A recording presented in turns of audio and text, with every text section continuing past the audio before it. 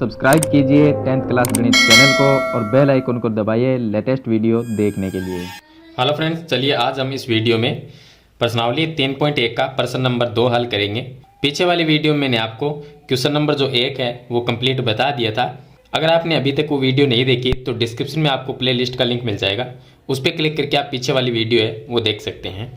तो चलिए हम प्रश्न नंबर 2 को हल करते हैं। तो आप वीडियो को लाइक कर दीजिए और चैनल को सब्सक्राइब कर लीजिए ताकि ऐसी वीडियो आगे भी मिलती रहे।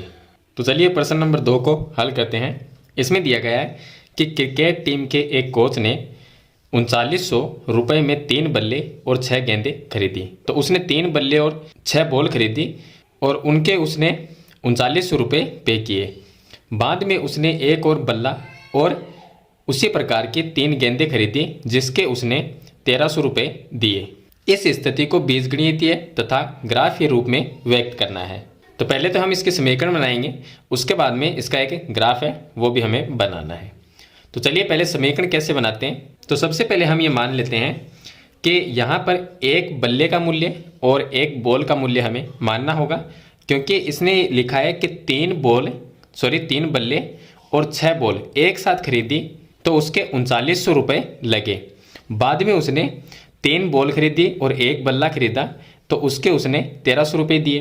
तो इसमें अलग अलग नहीं पता कि एक बॉल का मूल्य या एक बल्ले का मूल्य कितना है। तो पहले हम ये मानेंगे कि एक बल्ले का मूल्य x रुपये और एक बॉल का मूल्य y रुपये। तो सबसे पहले हम ये लिखेंगे कि माना एक बल्ले का मूल्य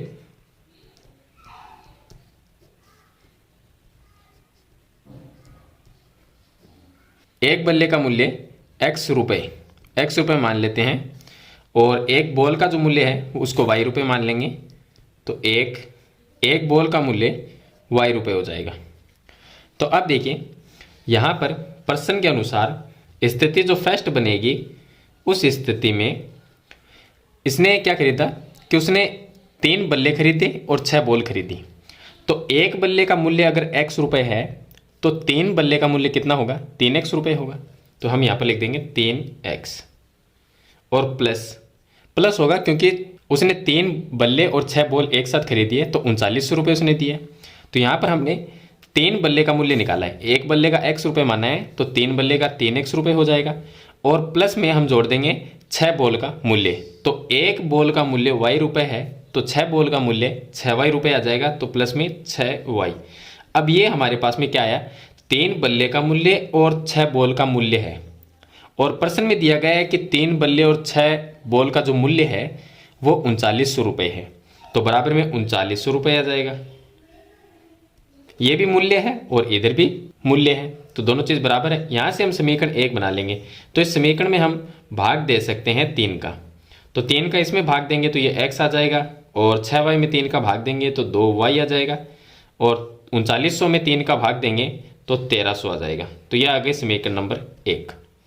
इसके बाद में स्थिति सेकंड दूसरी स्थिति बनेगी जिसके अंदर उसने एक बल्ला खरीदा है और 3 बॉल खरीदी है। तो दूसरी स्थिति में हम ये मानेंगे, देखिए एक बल्ले का मूल्य x रुपये रहेगा और एक बॉल का मूल्य y रुपये रहेगा।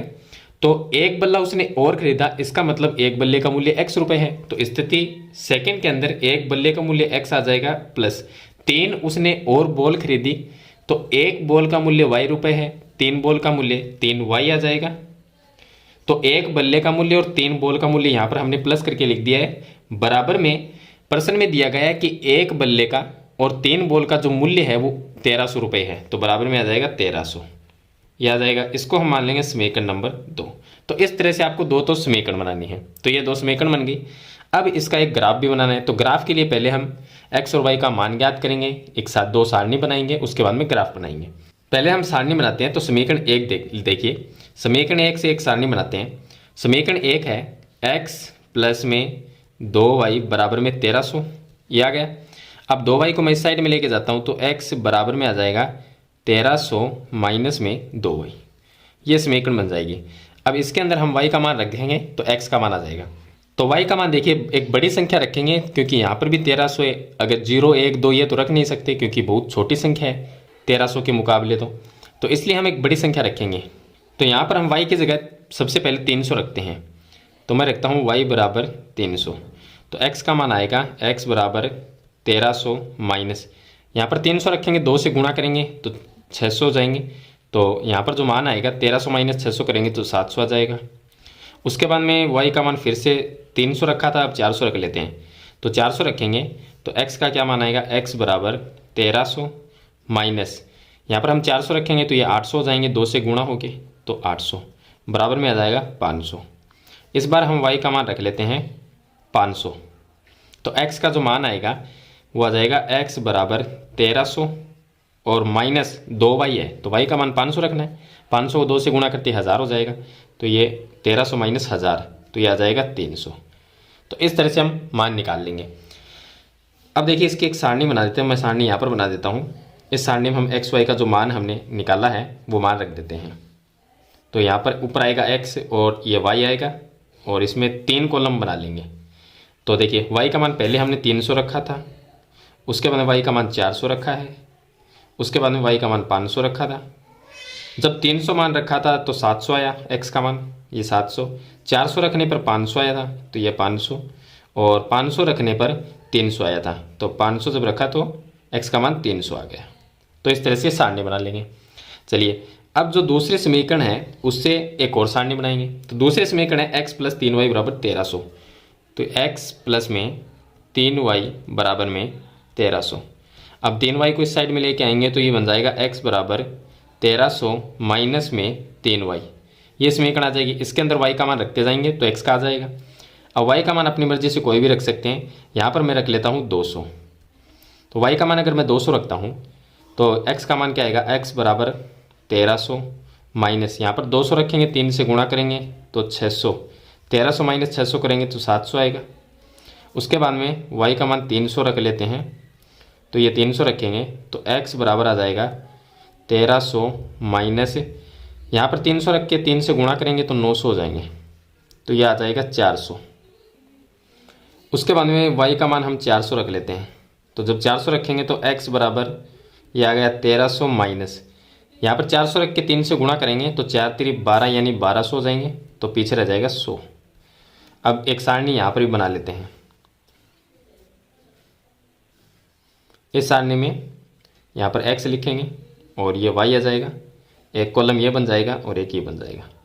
तो y का मान पहले 200 रखा था, ये 200, उसके बाद में हमने 300 रखा है, उसके बाद y का मान 400 रखा था। तो x का मान क्या आया था, 200 रखने पर 700 आया था, 700, और 300 रखने पर 400 आया x का मान। तो 300 रखने पर 400 आया और 400 रखने पर कितना आया, 100 आया। तो इस तरह से दो सारणी बना लेंगे। अब इन सारणी से जो सारणी बनाई है हमने, जो टेबल बनाई है, इनसे हम ग्राफ बनाते हैं।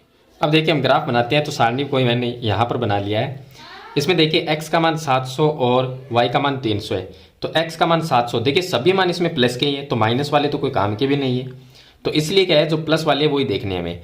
तो x का मान 700 देखना है और y का 300। तो x का 700 ये है और y का जो 300 है वो यहाँ पर लगभग आ जाएगा। तो यहाँ पर मैं एक पॉइंट लगा देता हूँ, इस तरह से एक बिंदु लगा देंगे।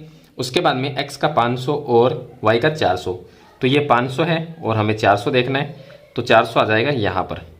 तो यहाँ पर एक बिंदु बना देते हैं, ये दूसरा हो गया।